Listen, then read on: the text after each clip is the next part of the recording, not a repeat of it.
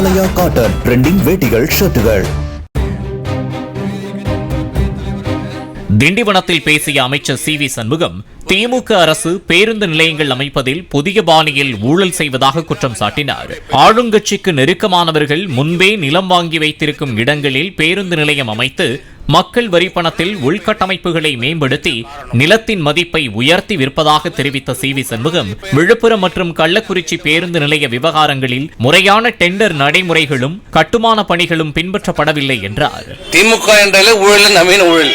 இந்த bus stand எப்படி கட்டுறாங்க பாத்தீங்களா? அவங்களாம் முதல்ல பஸ் ஸ்டாண்ட் கட்டுறதுன்னு ஒரு முடிவு பண்ணுவாங்க, யாருக்கும் சொல்ல மாட்டாங்க. அவங்க வேண்டிய ரியல் எஸ்டேட்காரங்க கூப்பிடுவாங்க, இந்த இடத்துல நாங்கள் பஸ் ஸ்டாண்ட் கட்ட போறோம், நீ இடத்த வாங்க. அவர் ஒரு 100 ஏக்கர் வாங்குவார், 200 ஏக்கர் வாங்குவார்.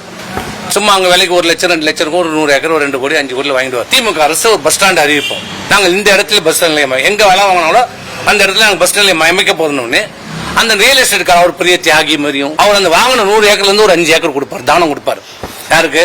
திமுக அரசு. ஓரமா கொடுத்தா அந்த இடத்தை டெவலப் பண்ண முடியாது. அந்த 100 ஏக்கருக்கு நடுவில் கொடுப்பாங்க. அப்ப என்ன ஆகும்? 100 ஏக்கருக்கு போறதுக்கு வழி, ரோடு, லைட்டு, தண்ணி வசதி எல்லாமே யார் செலவுல? அரசாங்க செலவுல, மக்களுடைய வரிப்பண செலவுல அதை அபிவிருத்தி பண்ணுவாங்க. பண்ணி அப்ப என்ன ஆகும்? 2 லட்சம் ரூபாய்க்கு வாங்கின ஏக்கர் என்ன பண்ணும்?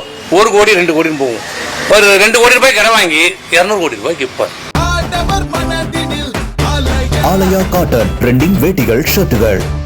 பிளே ஸ்டோர் மற்றும் ஆப் ஸ்டோரில் இருந்து பாலிமர் செயலியை QR கோடு மூலம் பதிவிறக்கம் செய்யுங்கள். செய்திகளை உடனுக்குடன் பெறுங்கள்.